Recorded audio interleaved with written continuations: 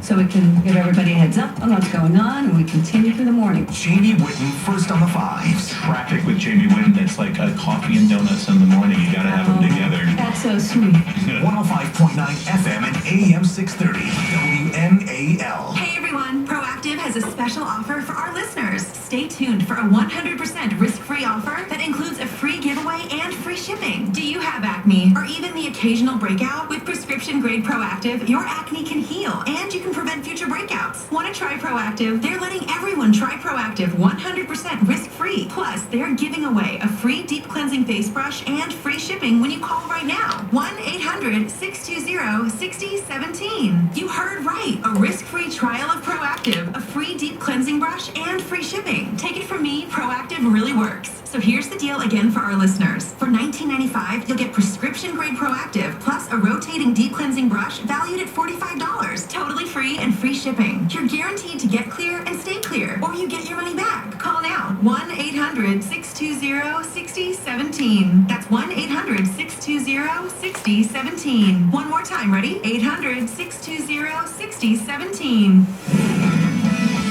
WMAL traffic and weather. Here's Steve Greenfield in the Hadid Carpet Cleaning Traffic Center. Thank you. Good afternoon, Maria. We have delays northbound I-395 from Boundary Channel Drive out to the 14th Street Bridge. Southbound Columbia Pike tapping the brakes from the Capitol Beltway to Franklin Avenue. There's emergency road work westbound Central Avenue at Capitol Heights Boulevard sitting in the left lane. To Montgomery, Georgia Avenue, emergency road work. Two right lanes are blocked between Blue Ridge Avenue and Arcola Road. And we also have work taking out the two right lanes, Colesville Road at Layton Avenue in both directions. Watch for an accident southbound I-95 in Virginia, right by Route 123, and in Alexandria, Duke Street, just one lane getting by in each direction. They're doing repairs over by Wheeler Avenue. Now from GarageDoorRepair.com, the WMAL Weather Channel forecast. Mostly sunny today, high 36, cloudy tonight, low 20, 38 at Reagan National. I'm Maria Leaf on Washington's Mall, WMAL. Isn't it great to have me back, folks? Face it. I know it's great to be back, and I know you think it's great that I'm back, so right. Good to all be here. Telephone number if you want to be on the program, 800-282-2882. The email address, lrushmo@eibnet.com. Now, I mentioned Bill Clinton earlier. He made his first solo campaign appearance for Hillary in New Hampshire today. Now, I mentioned I wasn't able to listen to the whole thing. It was rambling. It was not compelling. You know, the idea that Bill Clinton has this magic and his charisma and so, and I guess to Democrats he probably always will. But this was not vintage Bill Clinton. This, now, granted, I didn't hear it from the beginning, and I didn't listen to the whole thing. At this point, I couldn't. I had a chance to, because before the program started, I listened to a couple minutes of, I don't even know what this is about or where this is going, so I would turn it off and focus on show prep, other things. And I decided to check back in with it later, you know, some few minutes later. And again, I could not tell what he was talking about, even by listening to a 2-minute segment. One thing I did know, he did not lash out at Trump per se. He took an indirect swipe at Trump. And he did something that has become a popular technique that is employed by Obama. And predominantly Obama, but Democrats as well. But Clinton essentially said how great it is that we have always been an open country, and that we should not do anything to compromise our values. And that we must always stand up for our values. You know, Obama's always talking about this. His line is, there's no who we are. Whatever he's talking about, Republicans want to do, that's not who we are. We have got to show our values. And it always seems to manifest itself. In order for us to show our values, we must compromise them. We must abandon them. In order to show the world, we don't have to prove ourselves to the world anymore. This is another thing that kind of burns me up. The world already knows what we are. That's why they all want to live here. We don't have anything to prove to anybody. We don't have to prove freedom or liberty. We are it. That's why people want to come here. We're not some new country trying something that's never been done before, and we got to go out of our way to show it and prove it and live it by example. We've done that for over 200 years. We're not a mystery.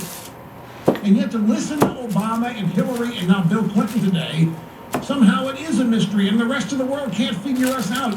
We have got to show constantly our values. We cannot succumb to whatever it is the Republicans in this case might be proposing for Trump. Be it on immigration or refugees coming into the country or spending or whatever. And folks, it frosts me. You know, we do not have to commit suicide in order to demonstrate that we are an open country or a nation of immigrants or whatever. And that's what they're trying to get us to do. It continues to be a record number of undocumented children that now have to be housed and fed, and that's more spending, and no efforts made to stop it, because that would be violating our values, being an open country. Well, just as it said the Constitution's not a suicide pact, well, neither is any of the rest of this. We do not have to commit national suicide in order to show the world our values. We're not in a contest with Iran or Saudi Arabia when it comes to liberty and freedom. That's already been decided. The rest of the world knows where they'd rather live. This idea that we have to keep proving ourselves, even if it means watering ourselves down and diluting ourselves, and there's Bill Clinton talking about it. How we got to remain an open country. What he means by that, anybody wants to come in, we got to let them, because that's who we are. Well, it isn't who we are. It's never been who we are. We have always controlled who got in and what happened to them after they got here. We have asked them their religion. We have let them in or not based on that. We always have. To listen to Obama and now Clinton talk, that would be discrimination. We couldn't do that. That's a violation of our values. It's not. Maintaining who we are is priority number one, not allowing it to be watered down, diluted, or destroyed. These people want it to be watered down, diluted, and destroyed, who we are, in the name of preserving our values. It burns me up.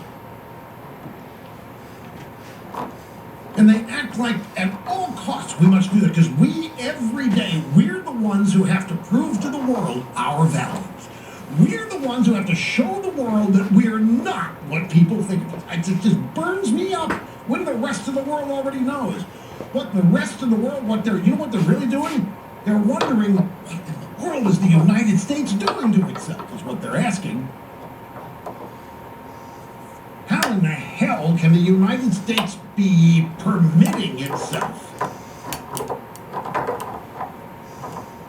to be attacked and dismembered this way? That's what many responsible people around the world are asking.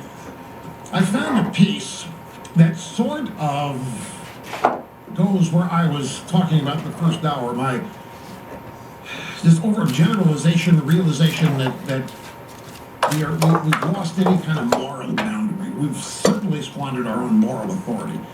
We act like we don't have any moral authority. We're guilty of this, guilty of that. Obama runs around apologizing for us, so we don't have the authority to stand up for what we think is right anymore. And that's what this whole, we must be true to our values crap means. It's a piece, interestingly enough, in the UK Telegraph. Over there, a famous columnist by the name of Christopher Booker. The headline is, "Our spoiled, emasculated, despiritualized societies in the West are in terminal decline." This is exactly